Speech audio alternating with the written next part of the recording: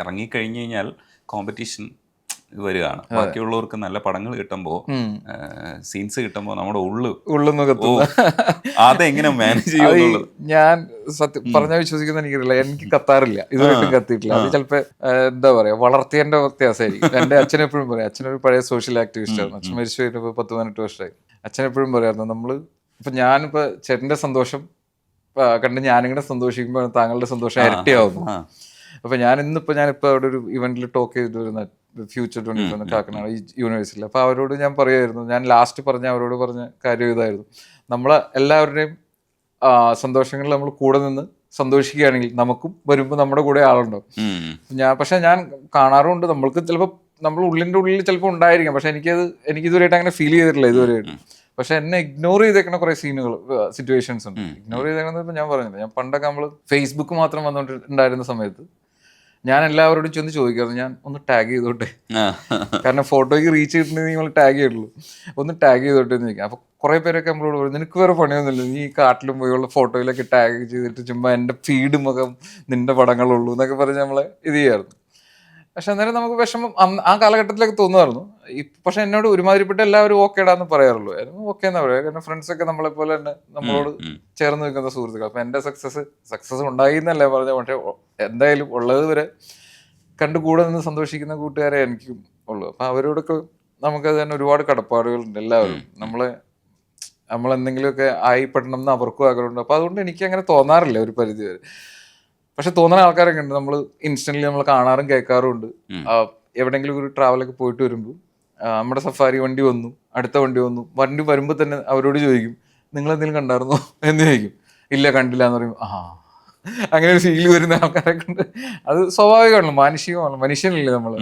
End of the day all are human, we have feelings, നമ്മളെല്ലാം വരും. പക്ഷെ ഇതിന്റെ പ്രശ്നം എന്താണെന്ന് വെച്ച് കഴിഞ്ഞാൽ, എന്നെ സംബന്ധിച്ചിടത്തോളം നമുക്ക് കിട്ടിയാലും കിട്ടിയില്ലെങ്കിലും മറ്റൊരാൾക്ക് കിട്ടിയെന്ന് പറഞ്ഞാലും ഓക്കെ, അവിടെ അങ്ങനെ ഒരു സംഭവം ഉണ്ട് അപ്പോ എന്നൊരു ധാരണ ഉണ്ട്.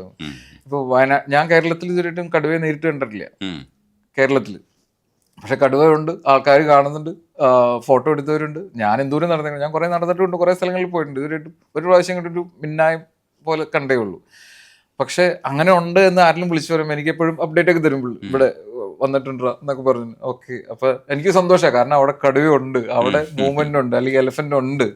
അപ്പൊ ഏതെങ്കിലും ഒരു സമയത്ത് നമ്മൾ പോയാൽ നമുക്ക് കിട്ടുമായിരിക്കും എന്നൊരു ഇതുള്ള കാരണം അങ്ങനെ ഇതാണ്. അതേപോലെ തന്നെ ഈ വീഡിയോ സ്റ്റോറീസ് നമ്മൾ ഇന്റർനാഷണൽ ചാനൽസിൽ വരുമ്പോൾ ഇത് ഫുൾ ഡീറ്റെയിൽഡ് ആയിട്ടാണ് കഥ പറയുന്നത്. ഇതെങ്ങനെയാ ഒരു ഷൂട്ട് ചെയ്യുന്നത് നമുക്ക് ഒരു തരത്തിലും പിടിയിട്ടില്ല. ഇതെങ്ങനെയാ ഇതിന്റെ പിന്നിലെന്ന് നമ്മളിപ്പോ ഒരു സ്ഥലത്തേക്ക് പോയി കഴിഞ്ഞാൽ അവർ അതിനെ ബേസ് ചെയ്തിട്ടുള്ളൊരു സ്റ്റോറി ക്രിയേറ്റ് ചെയ്യാൻ വേണ്ടി തന്നെയായിട്ട് പോകും. ചീറ്റ എന്ന് പറഞ്ഞൊരു ഇതിനെക്കുറിച്ച് സബ്ജക്റ്റിനെ കുറിച്ച് എടുക്കാൻ അവർ വേറെ ഒന്നിനും ഫോക്കസ് ചെയ്തില്ല. അവർ ഡേയ്സ് ആൻഡ് മന്ത്സ് ഒക്കെ അവിടെ സ്പെൻഡ് ചെയ്തിട്ട് അതിനെ മാത്രം ഫോക്കസ് ചെയ്ത് അതിന്റെ ചരിത്രം ഫുള്ള് ഇത് ചെയ്തിട്ടാണ് അവർ എടുക്കുന്നത്. ഇതിപ്പോ ഓരോ നാഷണൽ ജോഗ്രഫിക്ക്, ഡിസ്കവറി, അങ്ങനെയുള്ള ഓരോ നമ്മുടെ ഇവിടെ നിന്നാണല്ലോ ഇപ്പൊ നമ്മുടെ ഇവിടത്തേക്ക് ആൾക്കാർ മറ്റേ ഒരുപാട് നല്ല പ്രൊജക്ടുകൾ വെസ്റ്റേൺ ഗാർഡ്സിനെ കുറിച്ച് ഇറക്കിയിട്ടുണ്ട്. ബ്ലാക്ക് പാന്തർ കമ്പനിയുള്ള ബ്ലാക്ക് പാന്തറിനെ കുറിച്ചൊക്കെ ഇറക്കിയിട്ടുണ്ടല്ലോ. അപ്പൊ അവരൊക്കെ ചെയ്യുന്നതെന്ന് വെച്ചാൽ അതിനെ മാത്രം ഫോക്കസ് ചെയ്തിട്ട് കുറെ നാൾ സ്പെൻഡ് ചെയ്യും, ഒരുപാട് എഫേർട്ട് ഇടും. അങ്ങനെ ഫോക്കസ് ചെയ്തെടുക്കുമ്പോഴാണ് കിട്ടുള്ളൂ. നമ്മൾ റിസൾട്ട് കിട്ടുമെന്ന് ഉറപ്പില്ലല്ലോ. ഉറപ്പെന്ന് പറഞ്ഞു കഴിഞ്ഞാൽ നമ്മള് എന്റെ ഒരു ആഗ്രഹമുണ്ട്, ടൈഗറിനെ കുറിച്ചൊരു ഡോക്യുമെന്ററി ചെയ്യണമെന്ന് വിചാരിച്ചു. ഞാൻ ഡോക്യുമെന്ററി ഒക്കെ ചെയ്ത് പകുതി ആകുമ്പോഴായിരിക്കും ചിലപ്പോൾ ഈ ടൈഗർ വല്ല ഫൈറ്ററോ എന്തെങ്കിലുമൊക്കെ ചെയ്ത് പോകുന്നത്. ചിലപ്പോൾ അങ്ങോട്ട് വാനിഷായി പോകും, നമുക്കറിയാൻ പറ്റില്ല. അങ്ങനെയൊക്കെ സംഭവിക്കുന്ന നാളൊരു ആളിന്റെ അടുത്തൊരു കഥ പറഞ്ഞു. പുള്ളിക്ക് ഇങ്ങനെ താല്പര്യം ഉണ്ടായിരുന്നു. പുള്ളി ഇങ്ങനെ ഒരു ടൈഗറിനെ കുറിച്ച് പഠിച്ചുകൊണ്ടിരുന്ന ഇത് ചെയ്യായിരുന്നു. ഞാൻ കുറെ സ്പെൻഡ് ചെയ്തു, കുറെ പൈസയൊക്കെ സ്പെൻഡ് ചെയ്തതൊക്കെ ചെയ്ത് ഓൾമോസ്റ്റ് ഒരു ഹാഫ് കൂടുതൽ സ്റ്റോറിയൊക്കെ ക്രിയേറ്റ് ചെയ്ത് അതിൻ്റെ ഒരു ഫാമിലി ട്രീ ഒക്കെ പുള്ളി, അതായത് ഇതിന്റെ അമ്മ, ഇതിന്റെ അച്ഛൻ എന്നൊക്കെ പറഞ്ഞിട്ട് അവരൊക്കെ പഠിക്കുന്നവരുണ്ട്. എനിക്ക് അത്ര ഉള്ള ഞാനൊന്നുമില്ല. നമുക്ക് കണ്ടു കഴിഞ്ഞാൽ സംഭവം കടുവ. പേര് ഇപ്പൊ ഒരു പരിധിവരെയൊക്കെ അറിയാം, എല്ലാത്തിനും അവർ പേരിട്ടിട്ടുണ്ട്. പക്ഷെ എങ്കിലും എനിക്ക് സബ്ജക്റ്റ് ഫോട്ടോഗ്രാഫിയാണ് മെയിൻ. അപ്പൊ അങ്ങനെയുള്ള കാരണം. പക്ഷെ പുള്ളി പറയാം, അപ്പൊ ഇത് ചെയ്ത് തീരാറായപ്പോഴത്തേക്കും ഇത് മിസ്സിങ് ആയി, പിന്നെ കാണാനില്ല. കുറെ നാൾ കഴിഞ്ഞപ്പോ അറിഞ്ഞു അത് ചത്തുപോയി എന്നാണ് അറിയണത്. അപ്പൊ പുള്ളിക്ക് എത്രയും ചെയ്തത് വെറുതെ. അപ്പൊ എങ്ങനെ ഇത് എൻഡ് ചെയ്യാൻ പറ്റില്ല, നമുക്ക് വേറൊരു ഡമ്മയെ കൊണ്ടൊന്നും ചെയ്യാനും പറ്റില്ല. അങ്ങനെയൊക്കെ സംഭവിക്കും. പക്ഷെ ഒരു പരിധി വരെയൊക്കെ ആൾക്കാർ അങ്ങനെ ചെയ്തു പോകും.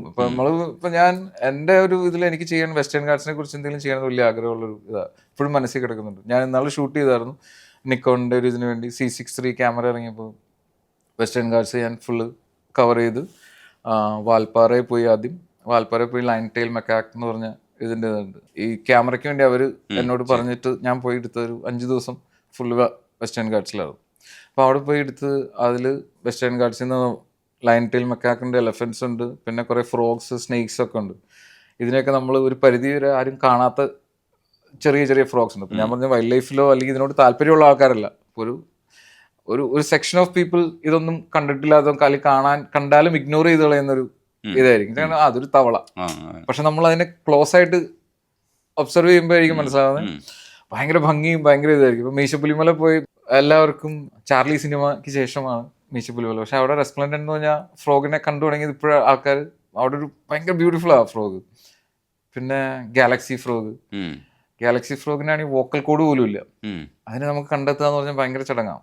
അവർ തപ്പി കണ്ടുപിടിച്ചപ്പോൾ ഞാൻ ഇന്നാളെ ഇതിനു വേണ്ടി ഷൂട്ട് ചെയ്യുമ്പോൾ ഇപ്പോൾ എനിക്ക് എൻ്റെ ഫ്രണ്ട് സെബിൻസ്റ്റർ എന്ന് പറഞ്ഞാൽ പുള്ളിയായിരുന്നു എന്നെ ഹെൽപ്പ് ചെയ്തത്. അപ്പോൾ ഞങ്ങൾ കുറേ തപ്പി കുറേ ഇതിന് ശേഷമാണ് ഒരെണ്ണത്തിനെ കാണുന്നത്. അതും വളരെ ചെറുതാണ്, വളരെ മൈന്യൂട്ടാണ്.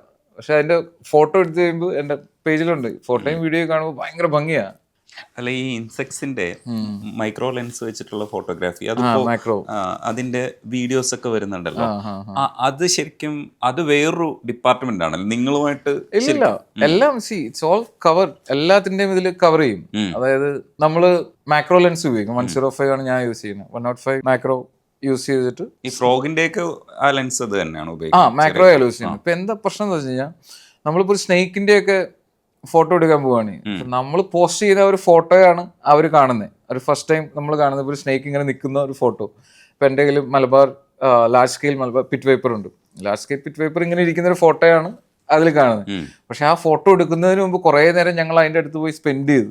കാരണം ടൈം കുറേ നമ്മൾ അതിൻ്റെ അടുത്ത് സ്പെൻഡ് ചെയ്താൽ മാത്രമേ അതിങ്ങനെ ഒരു പോസ്റ്റിലൊക്കെ നമുക്ക് നിന്ന് കിട്ടത്തുള്ളൂ. പിന്നെ അതിൽ അറിയാവുന്ന ആൾക്കാർ നമ്മുടെ കൂടെ ഉണ്ടാവും, ഗൈഡ്. അവർ ഒരുമാതിരിപ്പെട്ട എല്ലാ വൈൽഡ് ലൈഫ് ഫോട്ടോഗ്രാഫേഴ്സും ഗൈഡുകളോട് കടപ്പെട്ടിരിക്കുന്നു. കാരണം ഇവിടെയാണെങ്കിലും ടൈഗറിനെ ആണെങ്കിലും ഇതിനൊക്കെ. അപ്പം അത് നമ്മൾ കുറേ നേരം അതിൻ്റെ അടുത്തിരിക്കുമ്പോൾ നമ്മുടെ ഹീറ്റും അതിൻ്റെ ഇതിനും തമ്മിൽ അതിനൊരു ഐഡിയ കിട്ടും. Okay, this is not a threat. പിന്നെ പുള്ളി അങ്ങോട്ട് സെറ്റിൽ ഡൗൺ ആവും. അന്നേരമാണ് പിന്നെ നമ്മൾ ഫോട്ടോ എടുത്ത് തുടങ്ങുന്നത്. അപ്പോൾ ഒരു 40 minutes ഒക്കെ നമ്മൾ സ്പെൻഡ് ചെയ്തിട്ടായിരിക്കും.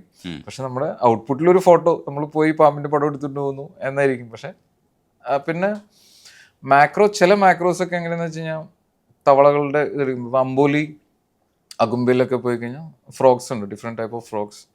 അതൊക്കെ നമ്മൾ കുറച്ച് ഇതാണ്. ഇപ്പം ചിലപ്പോൾ നമ്മൾ നല്ല രീതിയിൽ നല്ല ഹാബിറ്റാറ്റിലൊക്കെ ഇരുന്ന് കിട്ടും, അല്ലെങ്കിൽ ഇച്ചിരി പാടാ. ഒറാങ്കുട്ടന്റെ കാര്യം പറഞ്ഞല്ലോ, നമ്മളുമായിട്ടൊക്കെ ഭയങ്കര അടുത്ത് നിൽക്കുന്ന ഒരു ജീവിയാണ്. ചെറിയ വ്യത്യാസങ്ങളെ നമ്മൾ പരിണാമത്തിൽ ഉള്ളതെന്ന് നമ്മൾ വായിക്കുന്നവർ ആ ജീവിയെ നിരീക്ഷിക്കുകയും പുതിയ അറിവ് കിട്ടുന്ന സമയത്തുള്ള ഒരു ഹർഷമില്ലേ, അത് പറയും. അതൊരു വല്ലാത്ത ഫീൽ. എൻ്റെ ജീവിതത്തിൽ എനിക്ക് ഈ വൈൽഡ് ലൈഫ് ഫോട്ടോഗ്രാഫിയിൽ ഇതുവരെയായിട്ടും ഉള്ളതിൽ മറക്കാൻ പറ്റാത്തൊരു സീനാണ് ഈ ഒരു ട്രിപ്പായിരുന്നു അത്. ഞാൻ 2-3 പ്രാവശ്യം പോയിട്ടുണ്ട് ബോർണിയോയിൽ. ഇപ്പോൾ ഒറാങ്കുട്ടാൻ്റെ ഇത് കേട്ട് കഴിഞ്ഞപ്പോൾ ഇതിനെക്കുറിച്ച് വായിച്ചും എൻ്റെ ഫ്രണ്ടിന് പുള്ളിയുടെ ഇതിൽ നിന്നൊക്കെ പുള്ളി പോയിട്ടുണ്ടായിരുന്നു. പുള്ളിയുടെ ഫോട്ടോയൊക്കെ കണ്ടു കഴിഞ്ഞപ്പോൾ ഞങ്ങൾ പ്ലാൻ ചെയ്ത് ട്രിപ്പ് ഇട്ടു. പിന്നെ ഞാൻ വേറെ ഒന്നുകൂടെ പോയി. രണ്ടാമത് പോയപ്പോഴാണ് ഇവർ 97% ഓഫ് DNA മാച്ചസ് വിത്ത് ഹ്യൂമനാണ് ഇവരുടെ. അപ്പോൾ ശരിക്കും പറഞ്ഞൊരു ബെറ്റർ ഹ്യൂമൻ എന്ന് വിളിക്കാൻ വേണ്ടി നമ്മളെക്കാളും ബെറ്റർ. അപ്പോൾ അവർ വിളിക്കുന്നത് തന്നെ മാൻ ഓഫ് ദ ഫോറസ്റ്റ് എന്ന് പറയാം ഒറാങ്കുട്ടാൻ. അപ്പോൾ ഇതിനെ കിട്ടണമെന്നുണ്ടെങ്കിൽ ബോർണിയോ എന്നുള്ള island in between Malaysia, Indonesia അതിൻ്റെ ഇടയിൽ. അപ്പോൾ നമ്മൾ ഇവിടുന്ന് ഇപ്പോൾ ഞാൻ അന്ന് പോയപ്പോൾ ഞാൻ ഹൈദരാബാദിൽ നിന്ന് ചെന്നൈ, 1 side 4 flights ആയിരുന്നു. അതായത് ഞാൻ ഹൈദരാബാദിൽ നിന്ന് ചെന്നൈ പോയി, ചെന്നൈയിൽ നിന്ന് മലേഷ്യയിൽ നിന്ന് ജക്കാർത്തയിൽ നിന്ന് പങ്ക്ലാൻബൺ എന്ന് പറഞ്ഞ ഒരു സ്ഥലം. അങ്ങനെ ഇത്രയും കവർ ചെയ്തിട്ട് 1 side up and down 8 flights ആയിരുന്നു അന്ന്. ഇപ്പം ചിലപ്പോൾ വേറെ ഉണ്ടാവുമായിരിക്കും. അവിടെ ചെന്ന് കഴിഞ്ഞിട്ട് അപ്പോൾ അവിടെ കുറേ ഡിഫറെൻ്റ് ഓഫ് ഇതുണ്ട്. ഒരു സ്ഥലം എന്താണെന്ന് വെച്ച് കഴിഞ്ഞാൽ ക്യാമ്പ്സ് ഉണ്ട് അവിടെ. കാരണം അവിടെ ക്യാമ്പുകളിലൊക്കെ റെസ്ക്യൂ ഓപ്പറേഷൻ നടത്തി. ഇന്തോനേഷ്യ ഡീഫോറസ്റ്റേഷൻ ഭയങ്കരമായിട്ട് നടക്കുന്ന ഒരു സ്ഥലമാണ്. അപ്പോൾ ഡീഫോറസ്റ്റേഷൻ എന്ന് പറഞ്ഞാൽ പാം ഓയിലിൻ്റെ ഇൻഡസ്ട്രി ഭയങ്കര പ്രശ്നമാണ് അവിടെ. അപ്പോൾ അവരുടെ ഇത് കാരണം, ഈ ഡീഫോറസ്റ്റേഷൻ ഇത് കാരണം ഇതുങ്ങൾ കുറേയൊക്കെ ഇല്ലാണ്ടായി, ഭയങ്കരമായിട്ട് നാശം സംഭവിച്ചുകൊണ്ടിരിക്കുകയാണ്. അപ്പോൾ ആൾക്കാർ ഇതിനെ പിടിച്ചുകൊണ്ട് പോകും, കൊല്ലുന്ന സീൻ ഉണ്ടാവും. അപ്പോൾ അവർ റെസ്ക്യൂ സെൻ്ററുകളുണ്ട് അവിടെ. അപ്പോൾ അങ്ങനെയുള്ള സ്ഥലത്ത് നിന്ന് ഇതിനെ രക്ഷിച്ചിട്ട് തിരിച്ചു കൊണ്ടുവന്ന് വീണ്ടും ഇതിനെ റീഹാബിറ്റേറ്റ് ചെയ്യാൻ വേണ്ടിയുള്ള ശ്രമം നടത്തും. അപ്പോൾ അതിന് ഫുഡൊക്കെ കൊടുക്കാനും ഇതൊക്കെ ഉള്ള സ്ഥലങ്ങളുണ്ട്.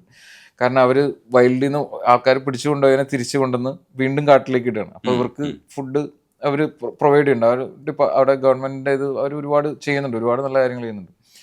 അപ്പോൾ അങ്ങനെയുള്ള സ്ഥലങ്ങളുണ്ട്. ഇപ്പോൾ ടൂറിസ്റ്റുകളൊക്കെ ഒരു പരിധി വരെ പോയി കഴിഞ്ഞാൽ അവിടെ പോയി ഇതിനെ കണ്ടിട്ട് തിരിച്ചു വരും. ഞാൻ അന്ന് പോയപ്പോൾ, രണ്ടാമത് ഞാൻ പോയപ്പോൾ എന്താ വെച്ചാൽ ഞങ്ങളൊരു അവിടെ നിന്ന് കുറച്ച് വേറെ സ്ഥലത്തേക്ക് പോയി. എൻ്റെ ഗൈഡിനോട് ഞാൻ ചോദിച്ചു എനിക്ക് ശരിക്കും നാച്ചുറൽ ഹാബിറ്റാറ്റിൽ എവിടെയാണ് കിട്ടുന്നത് വെച്ചാൽ പുള്ളി ഒരു സ്ഥലത്തേക്ക് കൊണ്ടുപോയി തന്നെ. അപ്പോൾ അവിടെ ഞങ്ങളൊരു ദിവസം നൈറ്റ് അവിടെ അവരുടെ ഒരു ഫോറസ്റ്റിൻ്റെ ഒരു ചെറിയൊരു ഇതുണ്ടായിരുന്നു, ബിൽഡിങ്. അവിടെ രാത്രി താമസിച്ച് അവരുടെ കൂടെ താമസിച്ച് പിറ്റേ ദിവസം ഞങ്ങൾ ചെറിയ ഹൗസ് സ്മോൾ ബോട്ടിൽ 3 പേർക്ക് ഇരുന്ന് പോകുന്നൊരു ബോട്ടിൽ ഞങ്ങൾ കറങ്ങുകയാണ്. അപ്പോൾ ഇതിനെ ഇങ്ങനെ കാണാൻ വേണ്ടി ഞങ്ങൾ പോണ വഴിക്ക് പുഴ വഴി, അപ്പോൾ അവിടെ ഇതൊക്കെ ഉണ്ട്, ക്രോക്കഡൈൽസ് ഒക്കെ ഉണ്ട് അതിൽ. അപ്പോൾ ഞാനിങ്ങനെ പോകുന്ന വഴി ഇത് താഴെ അതായത് ഗ്രൗണ്ടിൽ ഇതിനെ കാണാൻ അത്ര ഈസി അല്ല, ചില സമയത്തൊക്കെ കാണുള്ളൂ.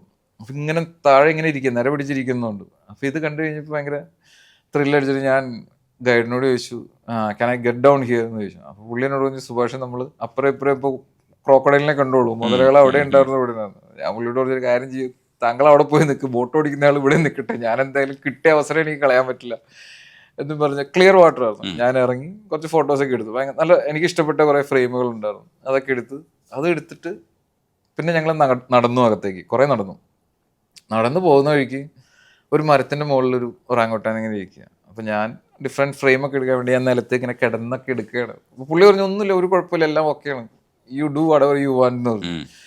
പുള്ളി ഗൈഡാണല്ലോ, പുള്ളി പറഞ്ഞ സ്ഥിതിക്ക് പിന്നെ നമുക്ക് പേടിക്കേണ്ട ആവശ്യമില്ല. ഞാൻ എടുത്തുകൊണ്ട് സാധനം ചാടി ഇറങ്ങി താഴേക്ക് വന്നു. ചാടി ഇറങ്ങി എൻ്റെ നേരെ ഓടി വന്നു. അപ്പോൾ എനിക്ക് എന്ത് ചെയ്യണമെന്ന് അറിയാൻ പാടില്ല. നമ്മൾ ഓടി കഴിഞ്ഞാൽ ഏത് അനിമലായാലും നമ്മൾ വീട്ടിലാണെങ്കിലും പട്ടി നമ്മൾ നേരെ വന്നു കഴിഞ്ഞാൽ നമ്മൾ ഓടി കഴിഞ്ഞാൽ പട്ടി നമ്മുടെ പുറകെ ഓടി വരുമല്ലോ, സെയിം സീൻ അവിടെ. അപ്പോൾ പുള്ളിനോട് പറഞ്ഞു ഓർഡർ ചെയ്ത് Subhash B calm and stay തരുന്നു. ഞാൻ പറഞ്ഞു ശരി നിൽക്കാം, വീട്ടിൽ ഭാര്യയും കൊച്ചുമൊക്കെ ഓർമ്മകളായി പുള്ളിയുടെ വരികയാണ്. കാരണം ഈ സാധനം വൈൽഡ് അനിമലാണ്, എന്ത് പറഞ്ഞിട്ട് അതിനാണ് ഭയങ്കര സ്ട്രോങ് ആയ നമുക്ക്.